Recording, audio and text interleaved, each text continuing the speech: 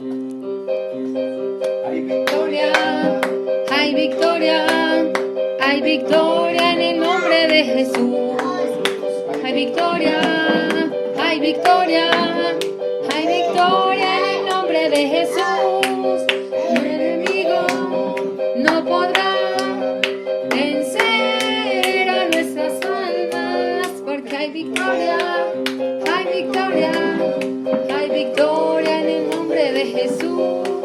No podrá el enemigo vencer. Gloria a Dios. Bueno, ese me olvidó ese pedacito de letra. No, puede ser así. Me gusta, pero me gusta mucho cuando dice, no podrá. Me gusta más decirlo así.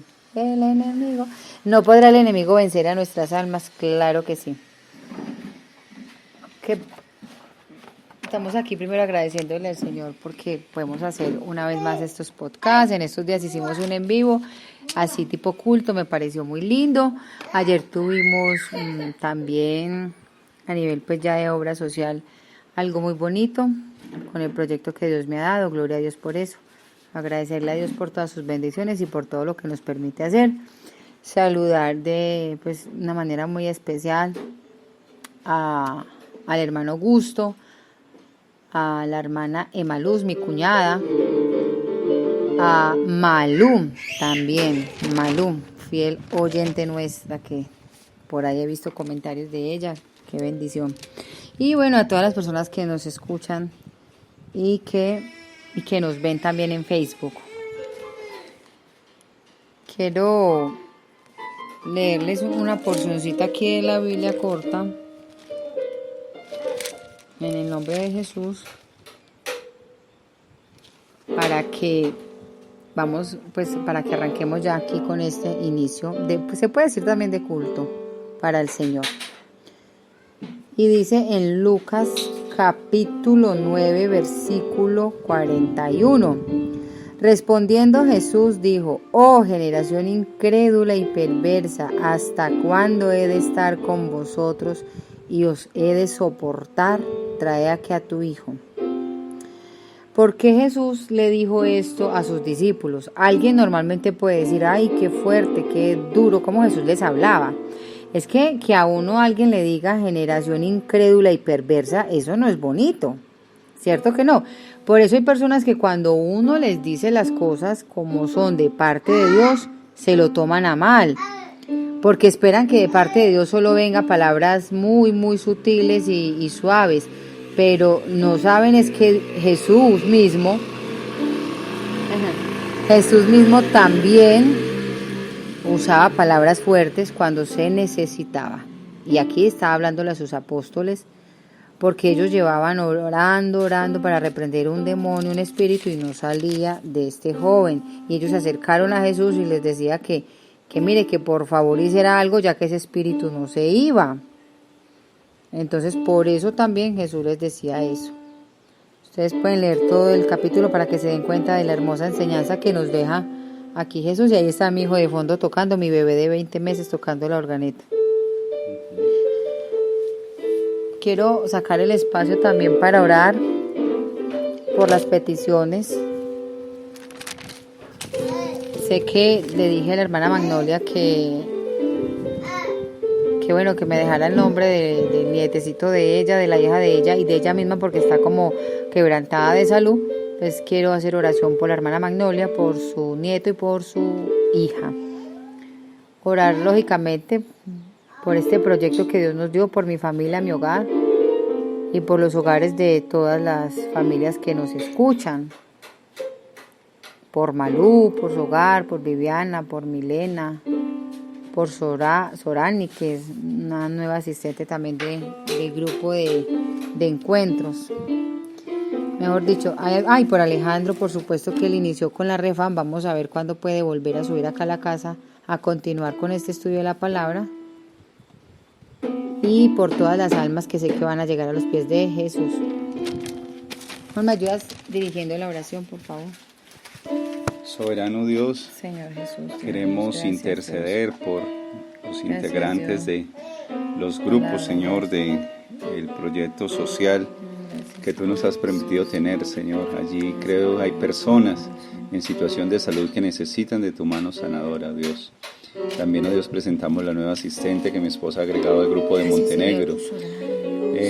Presentamos, Señor Jesús, que tu gracia, tu favor, oh Dios, esté con cada uno de los integrantes, Señor. Protégeles, Señor, también de todas dificultades.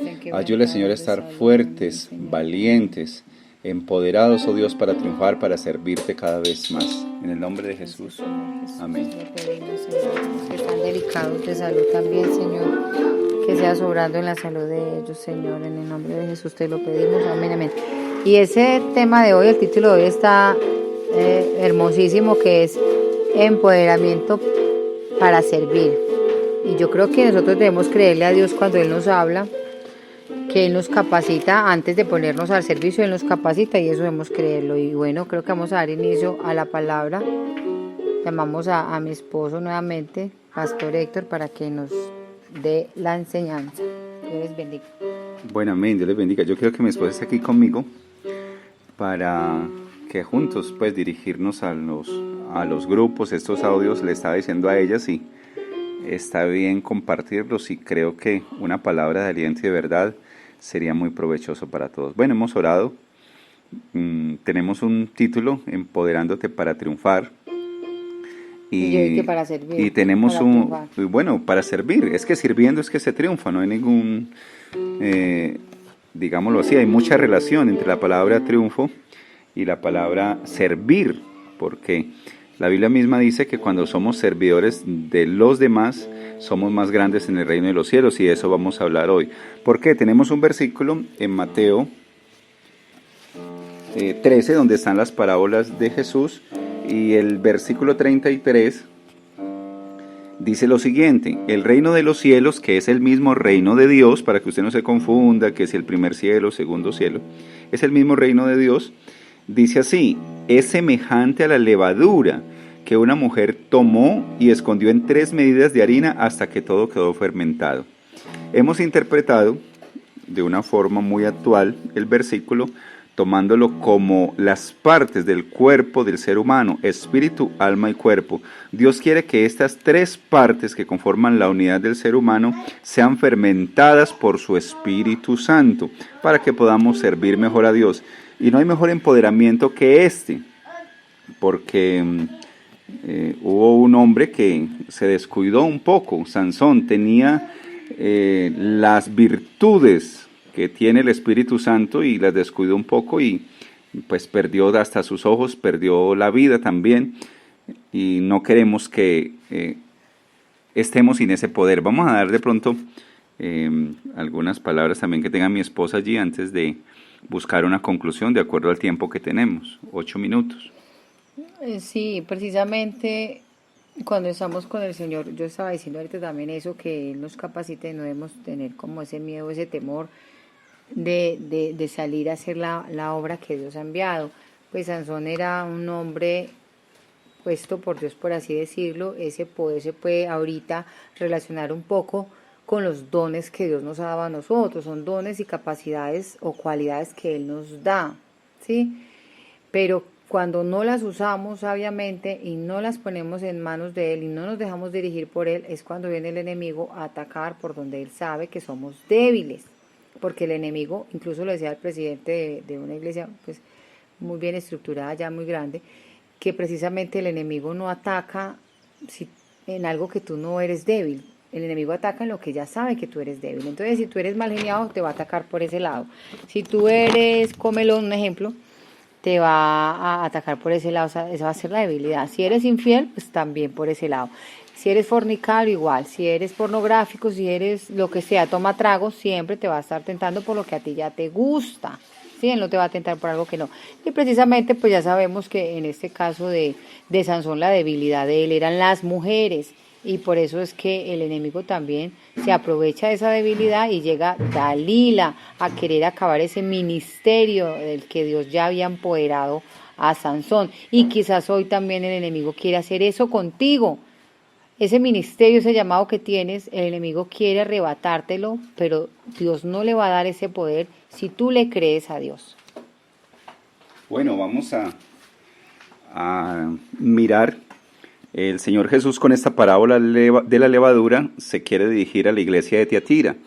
Esto figura en el libro de Apocalipsis. Esta iglesia tenía una tolerancia al pecado, que en otras palabras se decía tolerancia a la mujer Jezabel.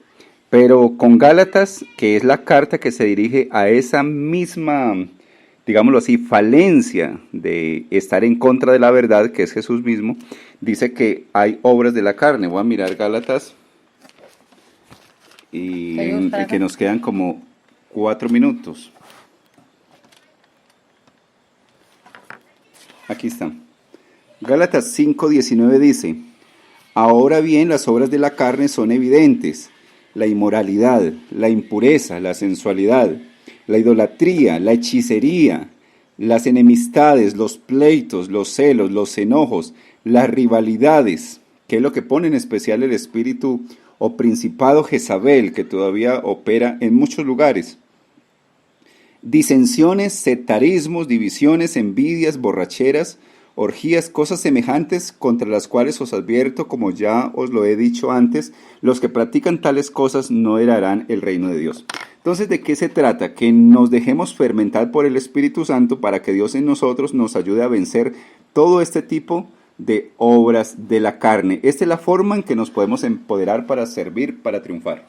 Así es, y complementa algo muy bueno en Romanos 8:5 lo que estabas diciendo precisamente, y es que nos dice el Señor en su palabra, en Romanos 8:5, porque los que son de la carne piensan en las cosas de la carne, pero los que son del Espíritu en las cosas del Espíritu, porque el ocuparse de la carne es muerte, pero el ocuparse del Espíritu es vida y paz.